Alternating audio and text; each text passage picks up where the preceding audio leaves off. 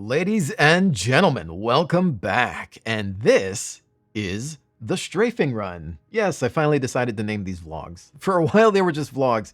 Now I think it's the Strafing Run. So, hey, if you're interested in listening to my babbling nonsense on a regular basis, then you've come to the right place.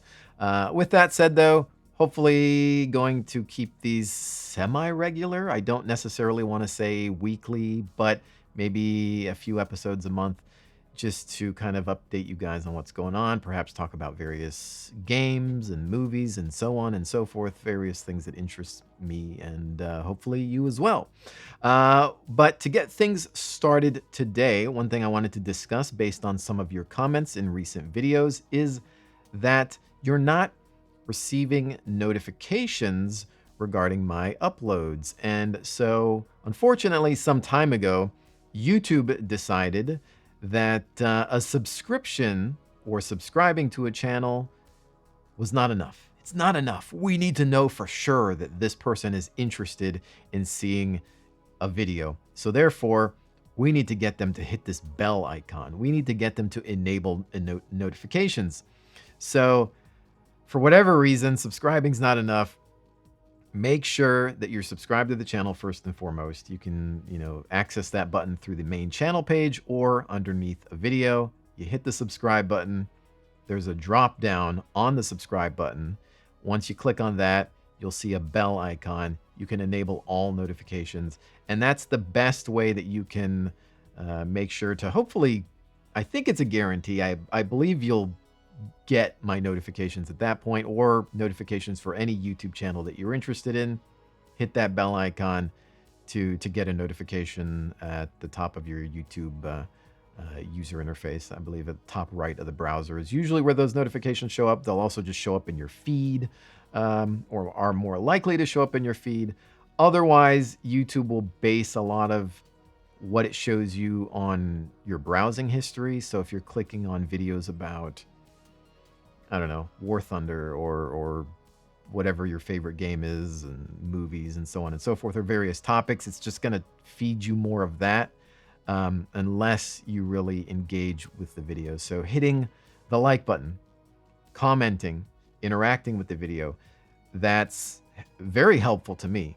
If you're wondering about ways to help the channel, that, watching the content, watching it all the way through, commenting, leaving a like.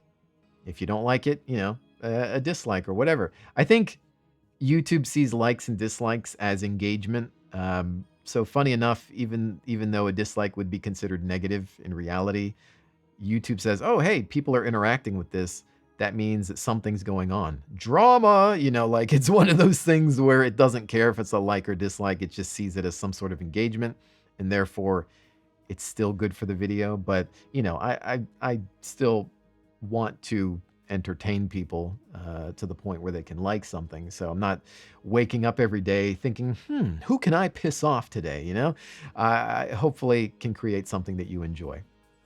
But yeah, in terms of just supporting the channel, again, the viewership, liking something, commenting, sharing it with others, all very helpful.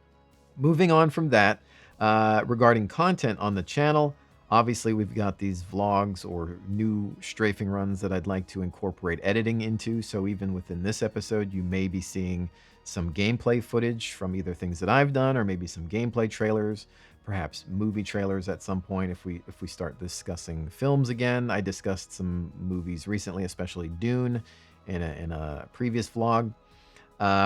I could either talk about movies and TV shows in a completely separate series, or maybe just incorporate it into the Strafing Run.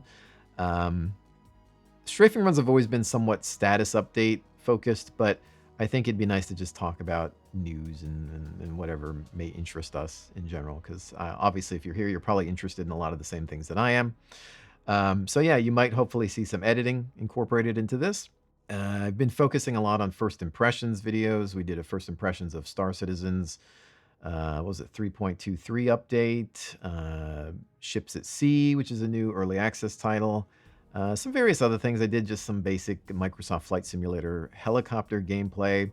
I did a old-fashioned War Thunder naval battles kind of live commentary gameplay session the other day, which, man, I kind of missed it. I have to admit, it's if there's one thing I really missed about being on YouTube, it's just doing those live commentary playthroughs. Um, they were a lot of fun, especially back in the World of Tanks War Thunder days.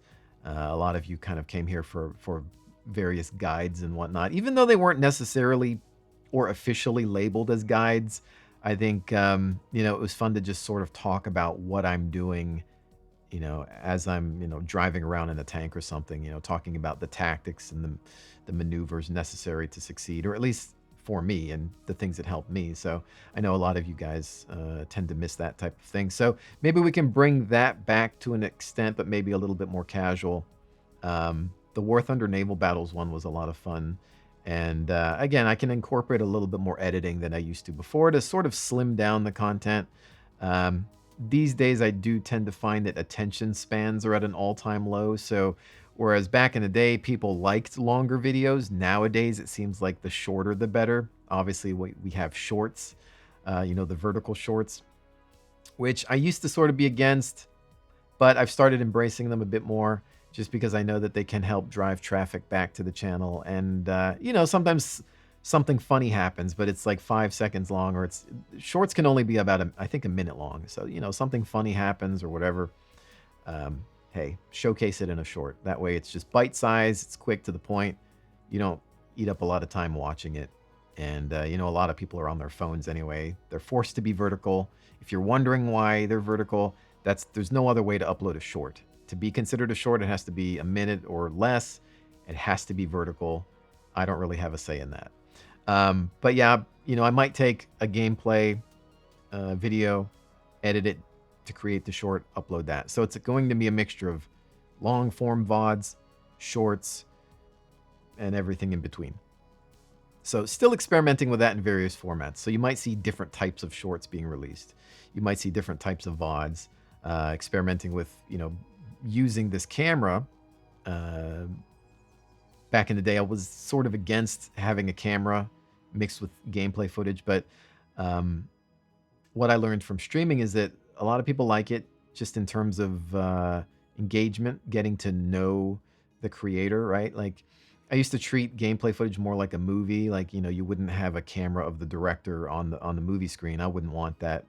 But I think with video games, it's a little different. You're sort of there for the hangout session, right? Like, I think in a way, a lot of people watch live streams, not just because they want to see gameplay, but in a way because it's like hanging out with somebody. Like, it's noise in the background.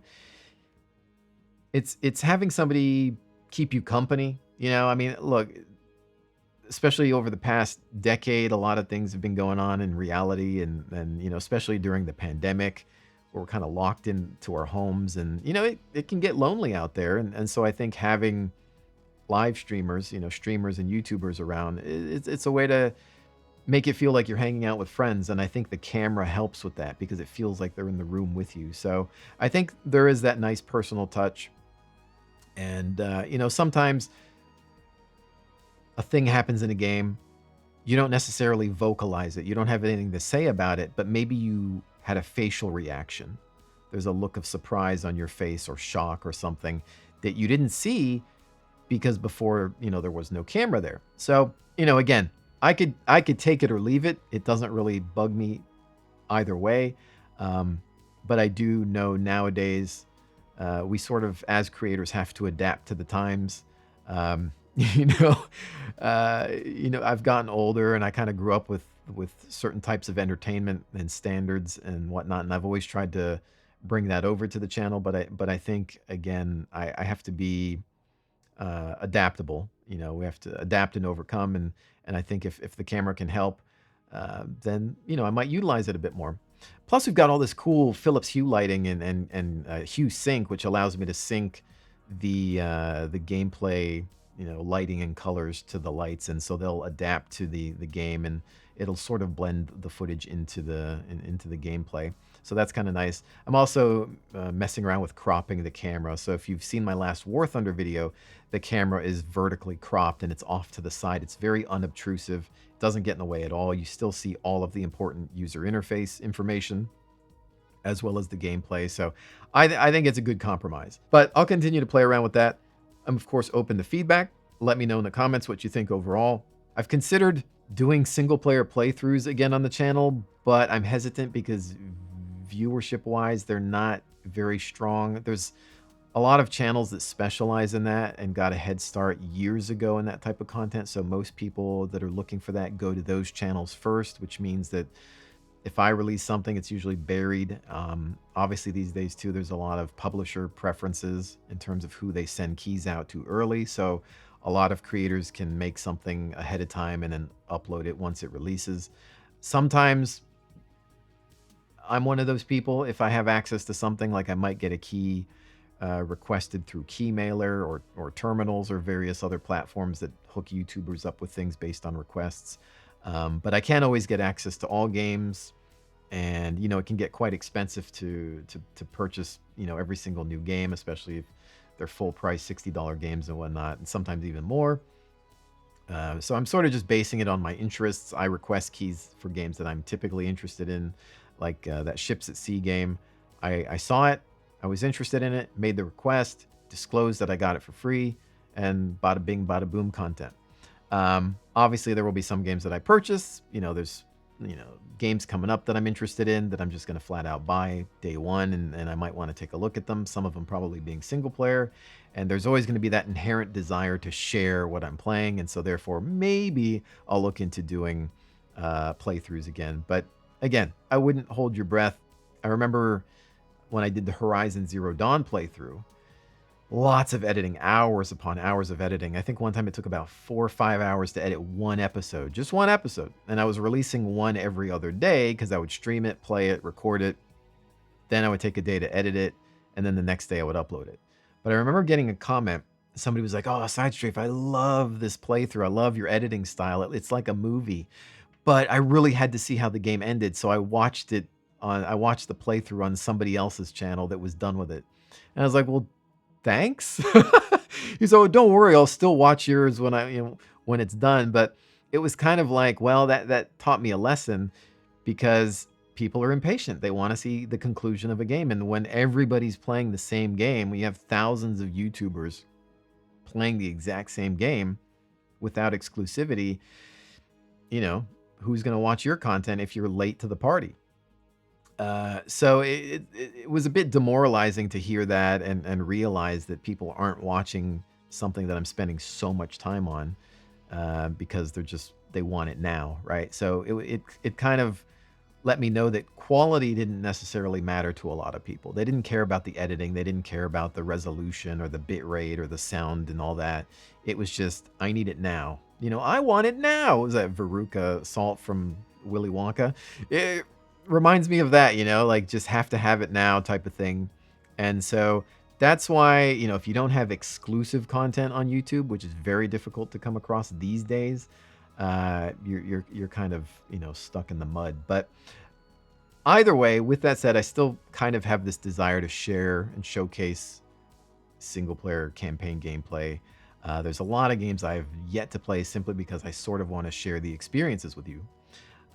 There's, let's see, Ratchet and Clank Rifts Apart. It's installed. Haven't played it other than like set up graphic settings. There's Hogwarts Legacy, which I'm not a big Wizarding World or Harry Potter franchise fan necessarily. I've only seen the movies. I've never read the books. But Hogwarts, I guess, is kind of a prequel to a lot of that. And I don't know, it just looks fun. I mean, I've heard it's really good. So I might take a look at that. I've considered, doing that as an edited playthrough. That might be a lot of work though, because it's an open world deal. My buddy Rui gifted me a copy of Helldivers 2, which I think I only did the tutorial of. I haven't played it because I figured it'd be better with friends, so I might try to record that, do like a co-op playthrough of that or something similar. Space Marine 2 looks amazing, and being a Warhammer fan of sorts, I think it would be great to take a look at that at some point as well. Star Citizen we looked at in terms of 3.23 as a first impression. Played it again briefly with a friend, and gosh, it's like you can see the potential, as I mentioned in that video.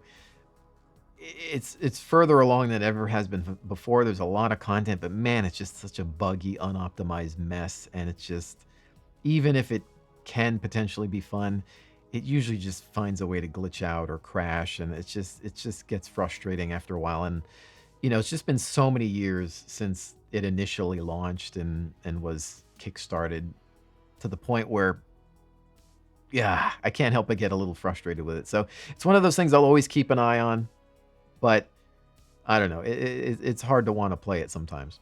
Talking about sound, I've got a huge interest in voice acting, having done some voiceover in my time and getting more into it, sharing and showcasing some of the stuff that I do in the booth, uh, might be fun or funny, whether you're laughing at me or with me, as long as you're laughing. So, that could be a nice behind the scenes experience to enjoy. Potentially showcasing some of the sound art I've been creating, the sound design, whether it's mixing and mastering of audio. Been learning to mix in Dolby Atmos, as I may have mentioned before, and 5.1 surround sound. And that's been a blast. For a while, I wasn't even playing video games. I was just loading up Reaper, or now I'm using Studio One as my digital audio workstation, aka audio editing software. And it's just fun. I don't know why. It's almost like putting a puzzle together using various sound effects to create a scene. Uh, Again, something I may have said before is, if I could go back in time, get out of high school, I would have said, I'm going into post-production sound. I want to make sound for movies, specifically. Video game sounds cool too, but there's a lot more in terms of the implementation of the sound. There's a lot more work um, involved in it that sometimes requires a little bit of scripting and application knowledge that I'm not necessarily interested in. But sound in general, I think there was that George Lucas quote of it being half of the experience, and I 100% agree with that. It's not just the visuals. I think psychologically as humans, we focus on the visuals. It's the thing that's in front of us. It hits us in the face first. And so we place a lot of importance upon it, but then we don't realize that the sound is carrying a lot of that immersion. Whether you're playing a game or watching a movie or TV show, it's a big part of that experience. And you can tell the difference between great and terrible sound design. And it can actually make or break an experience for me, especially if, I'm playing a brand new video game. It's got cool looking gun models or vehicles or what have you. I get in there and like, yeah, this looks great. I go to start an engine of a car or a tank, or I pull the trigger on a firearm, and it sounds weak, doesn't have any impact or weight. I'm out. I almost cannot play the game or enjoy it because I need that sound to be just as good as the visuals. Yeah, kind of going back to reviewing or talking about hardware, I might talk about some of that stuff. Home theater tech, not a lot. There's a lot of great channels out there that already do that, but mostly just talking about ways to better enjoy the audio portion of your games and movies. Talking about things like Dolby Atmos, especially Dolby Atmos for headphones, which allows you to get spatial audio through a regular pair of headphones. You don't have to have specialized headphones. Your mileage always varies with that type of stuff. Open back headphones are better. Some headphones are more spacious than others in terms of their sound reproduction, but I can talk about that type of thing all day long. I love talking sound. And so, yeah, those are things that I'm considering covering here on the channel. Again, always open to feedback. Let me know what you think about that type of thing, what your interests are. Obviously, I'm looking at bringing new subscribers into the channel, so it's not always going to be about, the old viewership. It's going to be about how can we open this channel up to new viewers as well, because again, I want to start sharing a lot of my other interests, because in the past, I don't think I ever really talked about movies and sound and voice acting and stuff like that. So that's some new content I might bring over here.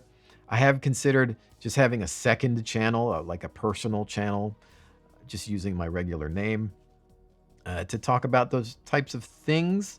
But I'd sort of be starting from scratch if I did that. So I don't know. I like variety. I'd like to keep this as a variety channel, but the focus will probably still be video games, just covering them, playing them live or in post. And yeah, hopefully presenting you with something that you can enjoy. Anyways, I think that's about it for today. I think I've covered most everything I wanted to discuss. I'm just going to try to get you guys as much content as possible. Thoroughly enjoying the return to the channel. It's been a lot of fun. I've missed it. Good seeing some familiar names and or faces in the comments. I really do appreciate you hanging out. It sincerely means a lot to me. Thank you so much again. Again, if you've enjoyed this video, if you've thoroughly enjoyed it, consider leaving a like, maybe a comment, sharing it. And that goes for anything that I create. Yeah, I think we're done here. Ladies and gentlemen, thank you so much for joining me, and I'll see you on the next one.